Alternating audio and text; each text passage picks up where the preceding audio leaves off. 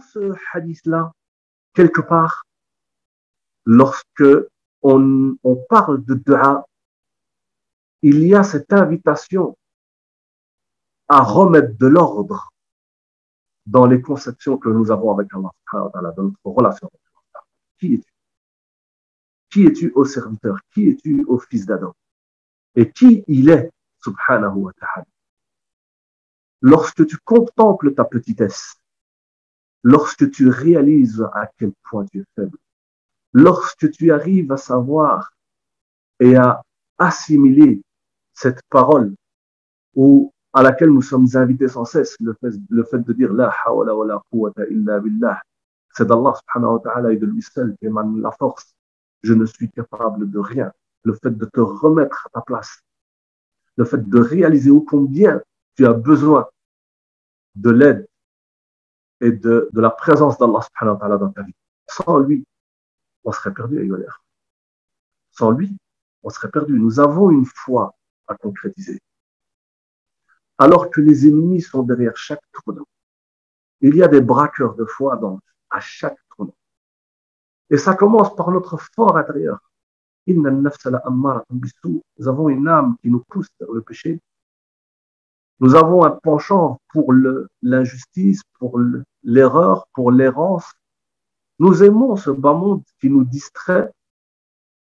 Nous avons un ennemi juré qui nous observe à chaque instant, qui essaye à tout prix de nous égarer, de nous sortir du droit chemin, Shaytan al-Rajim, Satan le damné.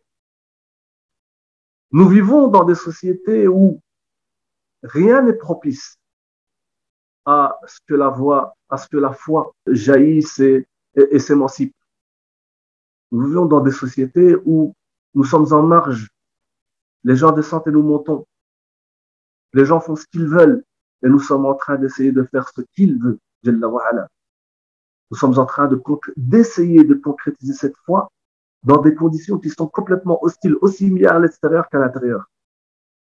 Et si Allah subhanahu wa ta'ala nous accorde pas son aide pour que nous puissions concrétiser cette foi, nous sommes en perdition totale. Et ce qui se joue aujourd'hui, c'est des délices éternels ou des supplices éternels. Ce qui se joue, c'est quelque chose d'énorme. On parle d'éternité. Jannat al-Na'im, les hauts jardins du paradis, ou les supplices de l'enfer, on parle d'une éternité. Ce qui se joue est énorme. Ce qui se joue est énorme. Et nous, plongés dans notre insouciance, nous avons le devoir de concrétiser ou d'essayer de concrétiser ce qui va nous sauver pour l'éternité. La première des choses à comprendre, la première des conceptions qu'il faut réaliser, c'est que nous n'y arriverons pas tout seuls. Que nous ne pouvons y arriver tout seuls. Et si Allah subhanahu wa ta'ala ne nous accorde pas son aide, nous risquons d'y perdre énormément. Le danger, la menace est ultime. Nous serions incapables de supporter l'écoute du crépitement de l'enfer. Que dire de s'y retrouver? Nous sommes incapables de supporter ça. Donc, quand le musulman, quand le croyant visualise, comprend, réalise ce qui se passe, la grandeur des enjeux et la petitesse et la faiblesse qu'il représente, il ne peut que se diriger vers Allah subhanahu wa ta'ala pour lui demander son aide. Et c'est en ce sens que nous répétons sans cesse et que nous sommes invités à répéter sans cesse dans chaque prière. C'est toi que nous adorons. Mais nous ne pourrons réaliser cela si ce n'est par l'entremise de ton aide. Ya Rabbi, accorde-nous ton aide afin que nous puissions être parmi tes serviteurs. Et ensuite, nous lui demandons à Allah subhanahu wa ta'ala, guide-nous vers le droit chemin.